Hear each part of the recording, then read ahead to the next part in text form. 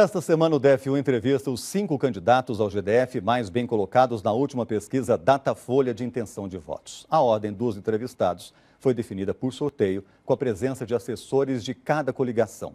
Todos os partidos concordaram com as regras antes da divulgação da pesquisa. Na segunda-feira, nós entrevistamos o candidato Rodrigo Hollenberg, do PSB. Na terça, foi Ibanez Rocha, do MDB. Na quarta, o candidato do PSD, Rogério Rosso. E ontem, a candidata Eliana Pedrosa, do PROS. Na entrevista, abordamos os temas que marcam cada uma das candidaturas, questionamos assuntos polêmicos e tratamos da viabilidade de alguns pontos dos programas de governo. Cada entrevista tem 20 minutos. E, pelo sorteio, hoje, o último candidato é Alberto Fraga, do DEM, a quem eu agradeço muito a participação aqui. E, candidato, o seu tempo começa agora. Candidato, o senhor é réu em 2 processos que tratam de suposto pagamento de propina na assinatura de contrato com empresas de micro-ônibus, quando o senhor era secretário de transporte do governo Arruda. Esse caso não foi julgado ainda, porque o senhor é deputado federal, o senhor tem direito a foro privilegiado, mas outros 5 já foram julgados. Esses outros 5 foram julgados e condenados. Um deles era seu secretário adjunto, Júlio Urnal. O senhor é o único inocente nessa história, candidato? Eu posso dizer, garantir a você que sim. Eu não posso assumir responsabilidade de pessoas que, usando o nome tanto do governo quanto do secretário, vão buscar interesses próprios. Eu lembro que quando cheguei na secretaria, Fábio, eu fui um cara que endureci muito o jogo. Então, se eu tinha que me envolver com qualquer tipo de corrupção, era muito mais fácil eu me envolver, então, com os empresários de ônibus e não com presidências de cooperativa. É uma acusação muito frágil, é uma acusação que você pode ver que já houve uma condenação por parte de quem recebeu o dinheiro, inclusive com gravações, e eu tenho certeza absoluta que é mais uma acusação sem fundamento e que eu serei inocentado. Não tenho dúvida disso. Agora, candidato, pelo que entendeu a Justiça, havia ali um esquema de corrupção dentro do seu gabinete, até um secretário adjunto. O senhor, como policial militar, o senhor como coronel da PM, o senhor não percebeu que tinha um esquema de corrupção ali tão perto do senhor? Não, foi por isso que eu fiz a gravação. A gravação que o Ministério Público diz que é uma nova prova, fui eu que gravei. Quando eu recebi a denúncia de que estava havendo esse tipo de problema dentro da secretaria, imediatamente eu chamei aqueles que estavam dando dinheiro, consegui realmente a confissão deles que eles estavam concedendo dinheiro, e aí veio a maldita frase, fora de contexto, quando eu disse, olha, eu não aceito, se eu, como é que eu disse que eu aqui trabalhando que nenhum, falei uma expressão... babaca. Babaca, exatamente. Eu aqui trabalhando como um babaca e o cara querendo ganhar mais que eu. Ô, Fábio, eu estou me referindo a salário. Não estou me referindo a propina. Tanto é que se deixar a fita correr mais um pouco, as pessoas vão ver claramente que eu estou dizendo que não aceito aquela situação e que eu estava ali exatamente para coibir esse tipo de coisa. Não existe. Tem depoimentos inclusive das pessoas que fizeram pagamentos, dizendo que nunca tiveram contato comigo, jamais entraram em qualquer reunião comigo fechada. Então, é uma acusação que, com certeza, a Justiça vai me inocentar. Candidato, quando o senhor fala de salário, eu disse isso antes, o senhor fala que se referia a salário, o Ministério Público fala que o senhor se referia a propina, mas na conversa, os valores são 1.500.000, Isso. 1.700.000. Como é que o senhor comprava isso com salário? Não, claro que não sabe. Ele disse na hora. Foi na hora que ele disse. E eu estou falando o seguinte... Ganha mais que o secretário. Quer ganhar mais do que o secretário? É evidente que eu estou me referindo a salário, porque ele era o adjunto. Em momento algum, e eu tomei conhecimento, numa reunião anterior, o Noé, que foi quem me trouxe a denúncia, eu gravei o Noé e gravei depois, no dia seguinte... representante de uma das cooperativas, reclamando que estava sendo extorquido, e eu disse, olha, isso eu não aceito.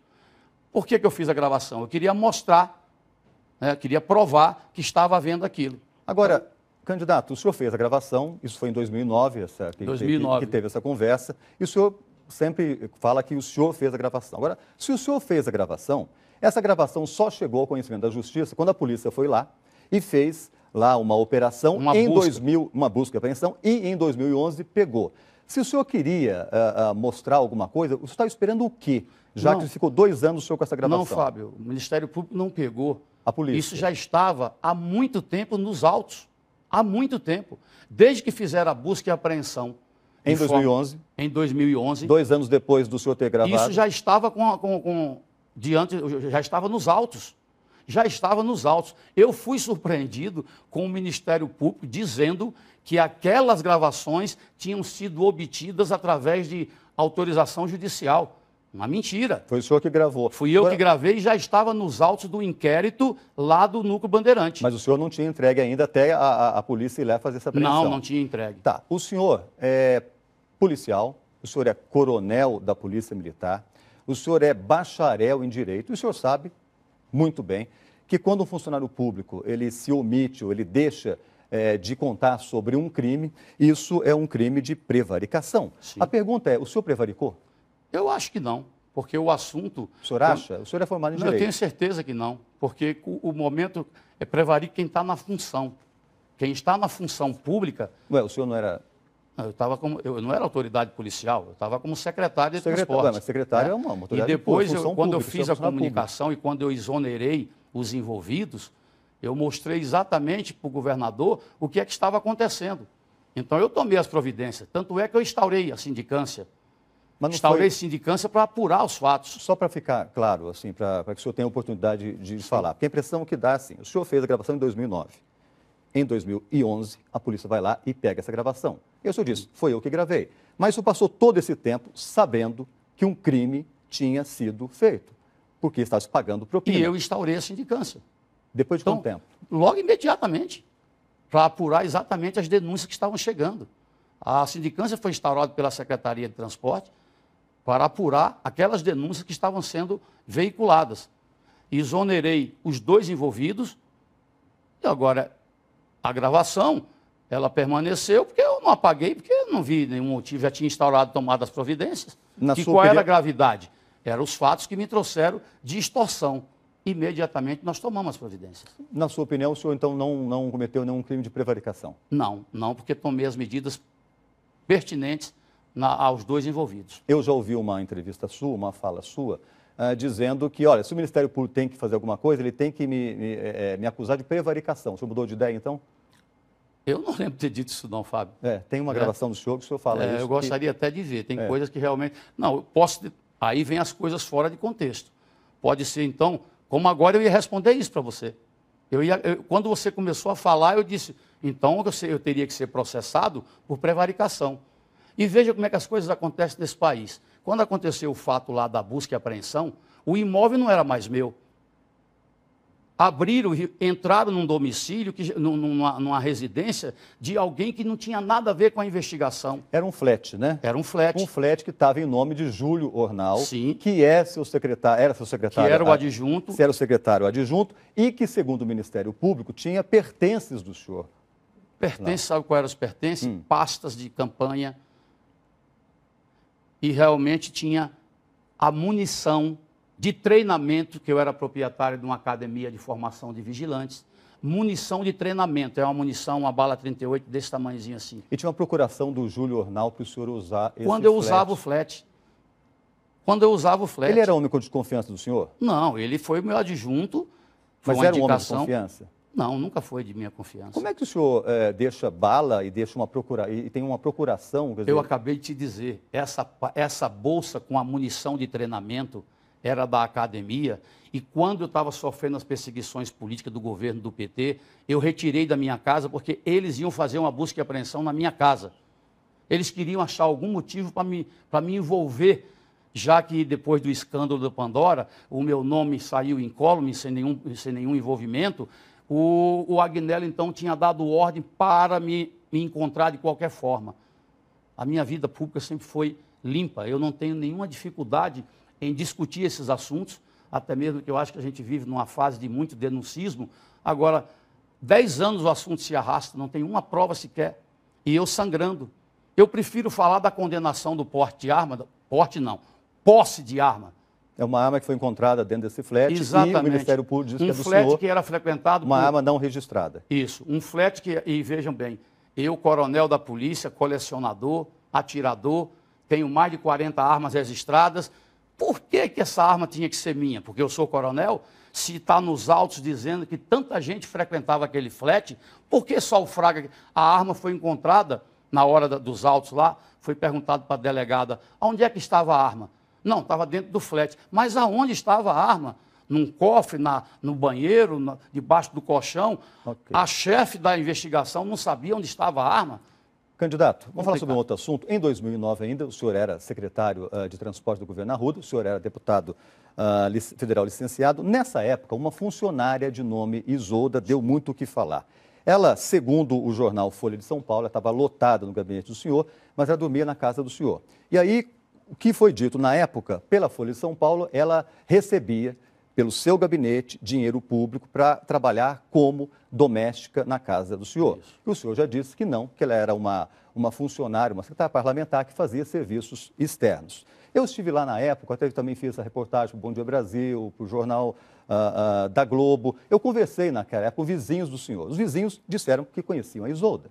E, segundo seus vizinhos na época, ela era babá do seu filho mais novo. Isso já faz tempo, mas enfim, se ela era babá, se ela era secretária parlamentar ou se ela é empregada doméstica, a verdade é que depois que essa reportagem foi ao ar, ela foi exonerada do gabinete do Osório Adriano, que era o seu suplente. Isso. Bom, a pergunta que a gente faz é o seguinte, agora, falando de futuro, como uma vez o senhor sendo eleito governador, o que o senhor vai fazer para ter cuidado para que o dinheiro público não seja usado em benefício particular?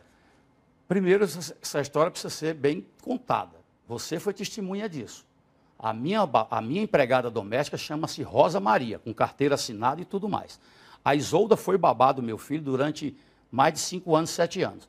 Quando ela foi dispensada do serviço, eu arrumei uma colocação para ela lá no gabinete. Ela estudava no Lago Norte. Ela precisava, e ela mora lá no Alexânia. Essa pessoa não tinha condições de estudar à noite e se deslocar para a fazenda onde ela morava. Eu, então, concedi... Na época o senhor falou isso, você comentou. Você lembra, você se recorda bem da reportagem. E depois que um colega seu foi lá em casa e entrevistou a minha empregada com carteira assinada, o assunto morreu. Aí ficou aquela frase de contexto, né? Eu disse, vai ficar difícil de explicar. Aí passou a ser a notícia. A frase que o senhor falou, só para ser mais exato, foi assim, abre aspas, ela faz serviço do meu gabinete, ela paga conta, serve cafezinho, Isso. É uma empregada que presta serviços domésticos, presta serviços externos. Isso. E agora realmente ficou complicado de explicar. Foi. Tanto é que quando eu pedi a colega sua para regravar, ela falou, vamos regravar. E depois que o Júlio foi lá e constatou que a minha empregada não era Isolda, aí o assunto, a notícia passou a ser exatamente a frase. Teve gente que ligou para mim, Fábio, para dizer assim, pô, você é um cara macho mesmo, assumiu a culpa. Não, rapaz, não foi isso. Depois, tanto é que eu quis fazer um trocadilho e acabei me perdendo nas palavras. E o que ficou foi essa imagem realmente. Mas tanto é que esse assunto já está indo para 10 anos, até agora não se chegou absolutamente. A própria repórter que recebeu a denúncia anônima, ela, nas declarações dela, ela disse que não tinha nenhuma prova com relação à Isolda. A Isolda trabalhou lá no gabinete do Osório, e quando eu fui para a secretaria, o Osório a manteve e ela, por estudar no Lago Norte, ela ficou morando na minha casa. Minha casa tem 3 dependências de empregada, seria muita maldade eu mandar ela ir todo dia para a sua fazenda e voltar e perder o ano de estudo. Candidato, recentemente foi aberto e depois arquivado um processo contra o senhor no Conselho de Ética da Câmara. Isso porque dias depois do assassinato da vereadora Marielle Franco, o senhor divulgou mensagens falsas sobre ela, dizendo que ela tinha engravidado aos 16 anos, dizendo que ela era ex-mulher de traficante, dizendo que ela era viciada. Enfim, por que o senhor caluniou uma mulher assassinada? Primeiro, Fábio, esse assunto eu até reconheci o meu equívoco, o meu erro, e no programa Fantástico eu disse que tinha realmente cometido o erro. Retirei a postagem imediatamente, né? Agora, como aconteceu? Estavam acusando a polícia militar de ter assassinado a Marielle Franco. Essa era a acusação. Eu tinha acabado de ler o post daquela desembargadora e, em seguida, recebi uma mensagem de um comandante de batalhão do Rio de Janeiro, um coronel, me mandando essas informações. Eu, então, fiz o repiquei, e, ao replicar, eu vi, em seguida, que o assunto era falso. Imediatamente, eu retirei o pôster. Imediatamente, eu retirei. e fui ao Fantástico e disse, olha, cometi um erro e espero que isso não seja cometido por ninguém. As redes sociais, milhares de pessoas estão cometendo esse tipo de equívoco, de erro, e que para mim, a lição foi muito bem dada. Até porque o senhor é um deputado federal, o senhor Exatamente. é um coronel da Polícia Militar reformado, o e senhor fui é inocentado. bacharel Conselho de em Ética direito. foi 10-1. 10-1, inocentado. Porque eu admiti o meu erro, né? E realmente as informações já estavam nas redes. O senhor agora vai ter mais cuidado antes de colocar fake news para frente? Com certeza. Tanto é que nós estamos tentando punir essa questão do fake news. Nós temos que ter mais disciplina nas redes sociais. Candidato, o senhor também foi acusado de incitar, em maio de 2015, a violência contra mulheres ao falar com a deputada Jandira Fegali numa sessão da Câmara. Houve lá um certo fato, aí o senhor falou a seguinte, abre aspas, mulher que participa da política e bate como homem tem que apanhar como homem também, fecha aspas. O senhor tem alguma intolerância em relação à mulher na política? De forma alguma, adoro as mulheres e jamais iria ser machista a esse ponto. Agora, todo mundo entendeu a minha frase. Mulher que na política bate como homem, estou dizendo no debate. Quer dizer que uma mulher me chama de corrupto, ladrão, safado, e eu tenho que responder o quê? Na tribuna. Nós estamos falando aqui do parlamento, nós não estamos falando de uma discussão normal, nós estamos falando no parlamento, quando a deputada Jandira Fegali estava agredindo verbalmente vários colegas, inclusive empurrando o Roberto Freire. E na mesma hora que o Roberto Freire reagiu, ela começou em tom choroso a dizer que estava sendo agredida. Foi quando eu fui ao microfone e disse, espera aí, presidente, a mulher que na política bate como homem, tem que apanhar como homem, ou seja, com a mesma contundência que a mulher no debate político agride o homem, ela tem que ter a resposta. Foi isso. Mas aí o excesso, né, o politicamente correto, é que me colocou naquela situação. Tanto é, eu estou sempre me envolvendo nessas políticas, porque eu não fujo dessas coisas. Tem assuntos, Fábio, que eu não concordo. No eventual governo do senhor, na foto inicial com o secretário de governo, vai ter alguma mulher lá? Muitas. Tanto é que eu estou criando um centro de atendimento especial para a mulher. Nós vamos proteger as mulheres. Tanto é que eu já fiz várias leis para proteger as mulheres. Em relação a proteger as mulheres, então, já aproveitando esse assunto, o senhor já deu inúmeras declarações dizendo que o senhor vai acabar com a AGFIS, que é a Agência de Fiscalização. E o senhor já declarou também que a presidente da AGFIS, Bruna Pinheiro, terá que mudar da cidade caso o senhor vença a eleição. Se não, o quê? Acontece o quê se ela não mudar? Ela vai ter que responder pelos crimes que ela praticou. Mas aonde ela esteja, ela vai responder. Todos os crimes que ela praticou, e todo mundo sabe que a AGFIS fez derrubadas seletivas, ela vai ter que responder isso sim. Esses eventuais crimes, nós vamos mandar investigar. Quando o senhor diz ela vai ter que mudar da cidade, o que significa exatamente essa frase? Porque a gente sabe o quanto é ruim responder vários processos. Vários processos. Eu respondi como secretário de transporte 427 ações. 427 ações. Se eu pudesse ter mudado de Brasília, eu teria mudado. Porque a gente sabe que toda hora um oficial de justiça batendo na sua porta não é fácil. E ela fez tanta maldade ao povo de Brasília, derrubou tanto sonho das pessoas, que ela sabe o que ela fez e vai ter que responder pelo que ela fez. A AGFIS eu mantenho. Nós vamos acabar, vamos descentralizar, vamos trazer os fiscais para as administrações regionais para continuar o trabalho de fiscalização preventiva. No ano passado, até o senhor tem uma residência e foi desobstruído ali, na desobstrução da orla. O senhor ficou muito incomodado com isso e o senhor disse no plenário da Câmara que o senhor não poderia nem soltar o seu cachorro. Agora, candidato, ter cachorro solto é mais importante do que ter um espaço invadido, liberado para o público? E é mais importante você ter um cachorro solto ou o lago podre, como está ficando o lago? E tá podre é um socialismo barato, um socialismo que não vai levar a nada. Por que não pegou os 11 pontos que a população frequenta e não colocou infraestrutura? Uma lixeira, um banheiro, um quiosque. Quem está deixando, para ficar claro, quem está deixando podre o lago? O governador atual. O que está acontecendo é a infestação de doenças, febre maculosa, as capivaras sendo mortas. Mas por quem? Então, quando as pessoas pelos frequentadores. E destruir uma coisa que era bem cuidada.